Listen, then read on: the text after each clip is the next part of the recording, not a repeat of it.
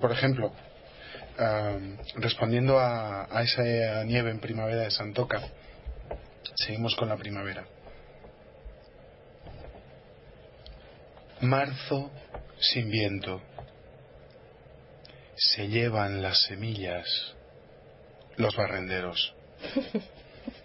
Volvemos al humor. Sí. Hombre, no podía, después de Santoka no podía pasar, no podía ponerme tétrico.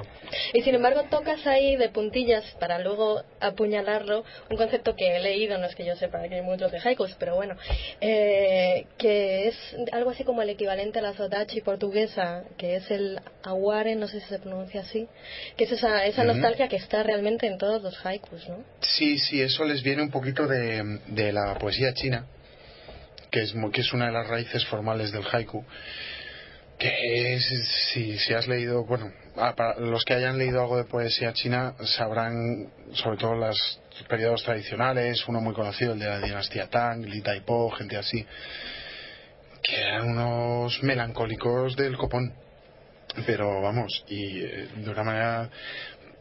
Muchas veces muchos poemas de chinos hablan de viajeros, estoy pensando en Lipo, viajeros que lo son por la fuerza, que estaban tan tranquilamente en sus palacios chupando de sus mecenas y de repente han caído en desgracia y los mandan a tomar por saco y están llorando en casi toda su obra poética todo lo que han perdido.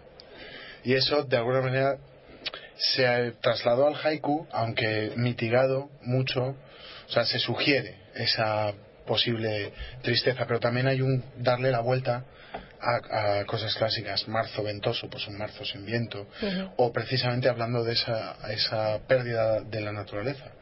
No hay viento en marzo, las semillas, que de todas maneras en la ciudad son inútiles, se las llevan los barrenderos, van a la basura. ¿Nos lees otro tuyo? Sí. A ver si, justo hablando de Lipo. Luego te contesto. Muy bien, sí. Precisamente, claro, como en el Renga o en la Catauta. Es que Santoka tiene para todos. Reparte. Bueno, es pensando en Lipo y en toda esa melancolía. Una catástrofe me hace olvidar mis penas. Se acabó el vino. Eso también es muy de la poesía china, porque a mí es una de las cosas que me sorprendió mucho. Digo, que si no hace más que cantarle al vino cuando empecé a beber. Cuando empezaste a beber empecé a beber poesía china. No debiste dejar de beber. Bueno, hablando de vino. Un buen albergue. Mire a donde mire, montañas. Y enfrente, una tienda de sake. Mira, ahí estamos, ahí lo tenemos. Paisaje, en realidad está describiendo un paraíso. Claro. Lo tiene todo. ¿Otro más?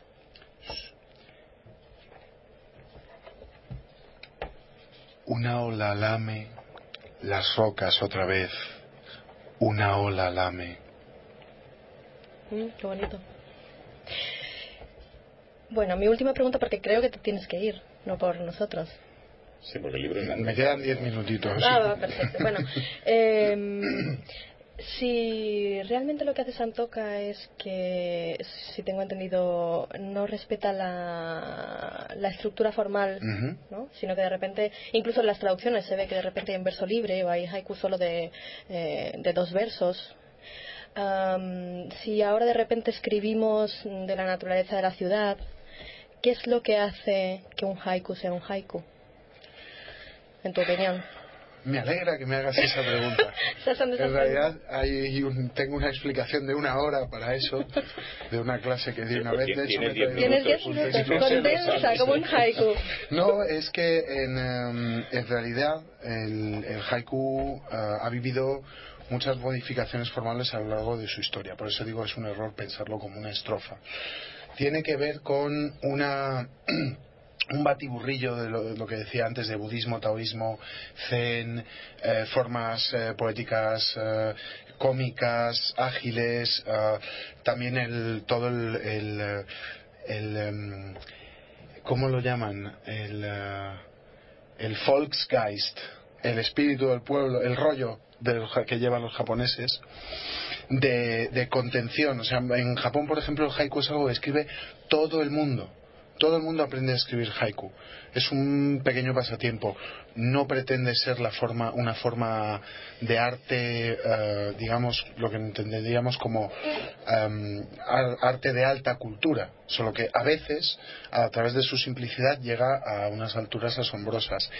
Y eso, todos los japoneses escriben haiku y en realidad tiene que ver con atrapar el momento, la trascendencia de lo inmanente que hay en ese momento, sin interponerse como autor entre el poema y el lector, de alguna manera tratando de ser transparente como un cristal, aunque sea siempre un cristal que condiciona la mirada, pero lo más transparente posible.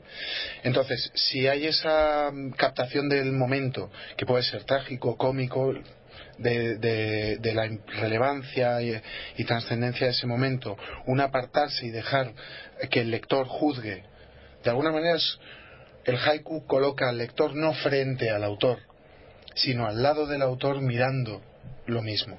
Para mí eso es principalmente el haiku, más una labor de condensación y de eliminar cosas superfluas. Lo que pasa es que la sensación que da es que, por lo que estás diciendo además, como ser escritor de haikus es como hacer sudokus, ¿no? Es una afición. Uh-huh. Entonces, el poeta que se define como poeta de haikus depende mucho también de su labia para luego saber vender eso, porque luego, es decir, la autoría dentro de los haikus es difícil de definir, ¿no? Vender y poesía son dos palabras que yo casi jamás utilizo en la misma frase y que se han estado utilizando mucho en lo que decía en los últimos 20 años con la poesía de la experiencia y su entrada en los medios de masas.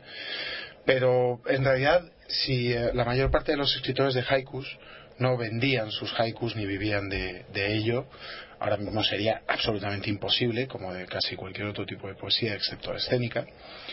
Y nada, Santoka era un vagabundo. Masao Kashiki era un burgués más o menos acomodado, si no recuerdo mal. Yosabuson era pintor y vivía más de dibujar que de escribir. Y Basho, por ejemplo, era un monje vagabundo, o sea que de vender y labia poca, creo, por lo menos en mi caso no mucha. Yo desde luego todavía no he sacado un duro de haiku. Por mucho que lo has intentado, ¿no? Sí, bueno, no, estoy tratando de conseguirme un agente. Si hay agentes kamikazes dispuestos a representar poetas, que todavía no los he visto, que me llamen, que contacten conmigo a través de Emilia. Bueno, pues está muy bien el animar a todo el mundo a escribir haikus, pues es una disciplina. Sí, en realidad. Bien. O sea, aquí voy a leer otro también para que vea que no es. Dice: ni un pensamiento que cruce mi mente mientras ando recogiendo ramas. Sí, que no hay que tener una manifestación intelectual de decir, no, esto es una. Pues eso, son como latidos, ¿no? Sí, es de alguna manera abrir los ojos de verdad a la realidad de ese momento y sin artificios formales ni nada de eso. Bueno, vamos a terminar con un último haiku. Uh-huh. En realidad voy a hacer un poquito de trampa. Este no es un haiku, es un tanka que tiene 2 versos más que el haiku y está en el origen también de él, pero comparte mucho del espíritu del haiku. Van los peatones sorteando los coches como gorriones volando entre las jaulas de los faisanes. Gracias, Julio. Gracias a vosotros.